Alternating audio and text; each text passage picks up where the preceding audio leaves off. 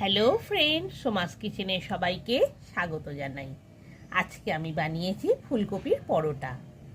এই শীতে সকাল ও সন্ধ্যের জলখাবারে আচারের সাথে ও পেঁয়াজ লঙ্কা দিয়ে এই ফুলকপির পরোটা খেতে খুবই ভালো লাগে। এটি একটি জনপ্রিয় রেসিপি, তাই আপনারাও বাড়িতে একবার বানিয়ে দেখতে পারেন। ফুলকপির পরোটা বানানোর জন্য একটা মাঝারি সাইজের ফুলকপি নিয়েছি। এবার পাতা থেকে ফুলকপির ফুলটা বের করে নেব।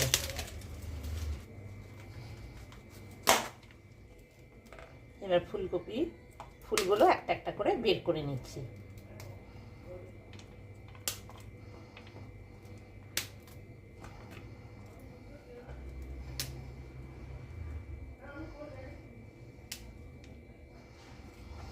এবার আমি ফুলকপিটা এই বড় সাইজের ছিদ্রটা দিয়ে কুড়ে নেব। এদিকে ছোট সাইজের ছিদ্র আছে, এদিকে বড় সাইজের ছিদ্র আছে। আমি বড় সাইজের ছিদ্রটা দিয়ে কুড়ে নিচ্ছি।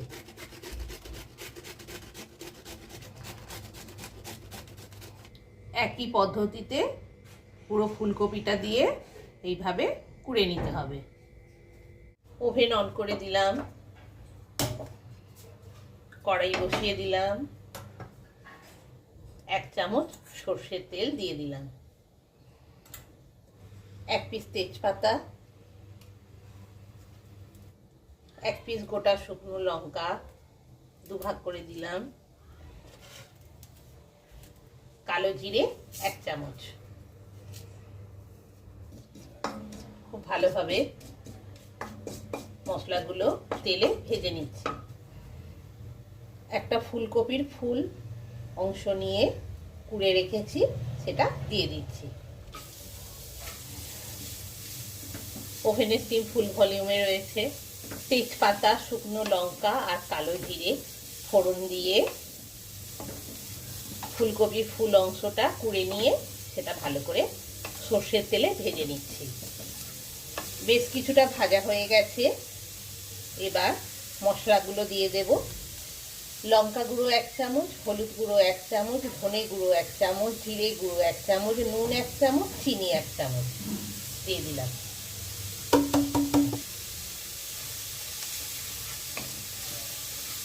এবার সব মশলাগুলো ভাজা কপিটার মধ্যে মিশিয়ে দিচ্ছি। ওভেনের স্টিম কিন্তু আমি ফুল ভলিউমেই রেখেছি। মিনিট খানেকের মতো সব মশলার সাথে মিশিয়ে নিচ্ছি। মিনিট খানেক হয়ে গেছে, ফুলকপির পুরটা ভালোভাবে রেডি হয়ে গেছে। এবার ওভেন অফ করে দিলাম আর কড়াই থেকে পুরটা নামিয়ে নিচ্ছি।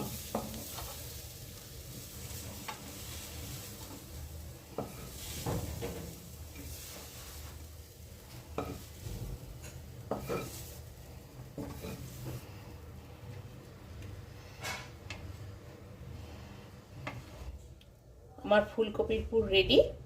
ফুলকপির পুর রেডি হয়ে গেছে। 500 গ্রাম আটা নিয়েছি, 1 চামচ নুন দিয়ে দিলাম আটার মধ্যে, দিয়ে ভালোভাবে মিশিয়ে নিচ্ছি।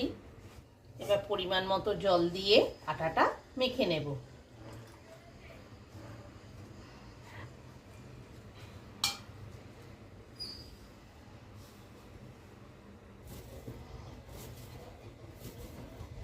আটাটা ভালোভাবে জল দিয়ে মেখে নিয়েছি।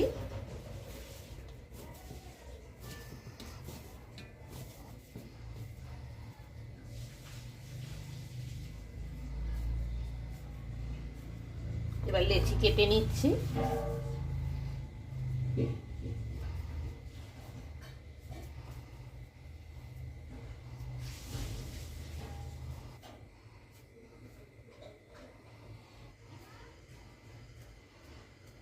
এইভাবে লেচিটার মিডিলটা গর্ত করে দিচ্ছি,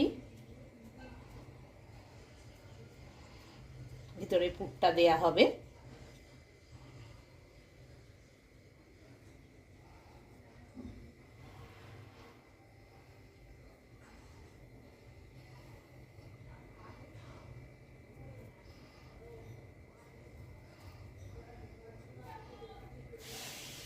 পুরটা ভরে মুখটা বন্ধ করে দিচ্ছি।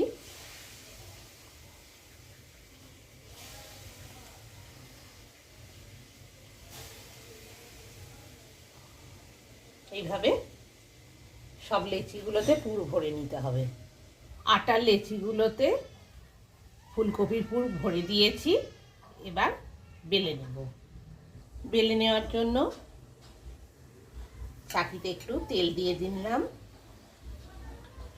ভালো করে তেলটা মিশিয়ে দিয়েছি।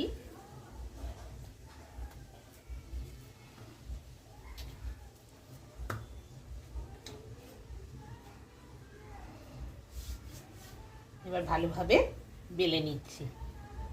হালকা হালকা করে বেলে নিতে হবে, নাহলে পুর ফেটে বেরিয়ে যাবে।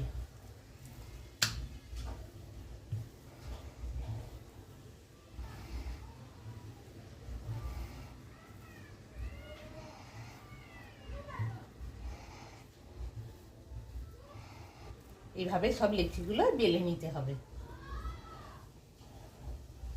ওভেন অন করে দিলাম, চাটু বসিয়ে দিলাম। চাটু গরম হয়ে গেছে। এবার পরোটাটা দিয়ে দিলাম। পরোটার একটা সাইড রেডি হয়ে গেছে। এবার অপর সাইডটা উল্টে দিচ্ছি।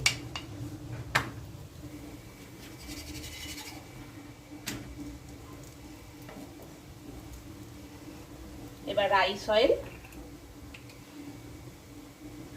অয়েল দিয়ে ভালোভাবে ভেজে নিচ্ছি। আপনারা চাইলে ঘি দিয়ে, বাটার দিয়ে ভাজতে পারেন।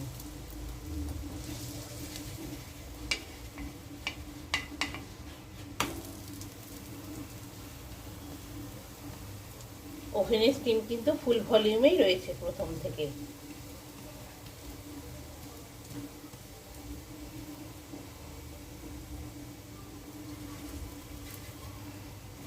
খুব ভালোভাবে পরোটাটা তেল, ঘি, বাটার যা দিয়ে ইচ্ছা ভেজে নিতে পারেন।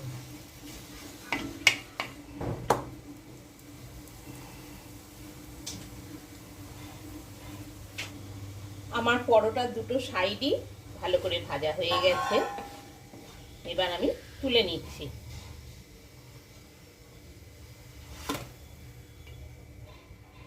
এইভাবে সব পরোটাগুলো পরপর ভেজে নিতে হবে একই পদ্ধতিতে।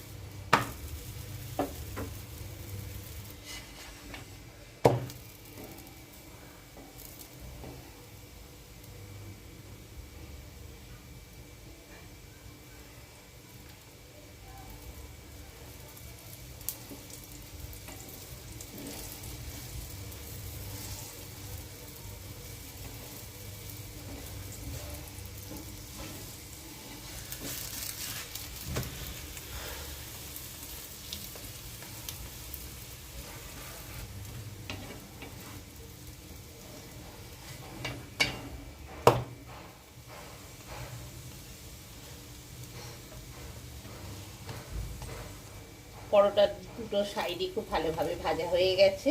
এবার তুলে নিচ্ছি। এইভাবে একই পদ্ধতিতে সব পরোটাগুলো ভেজে নিতে হবে।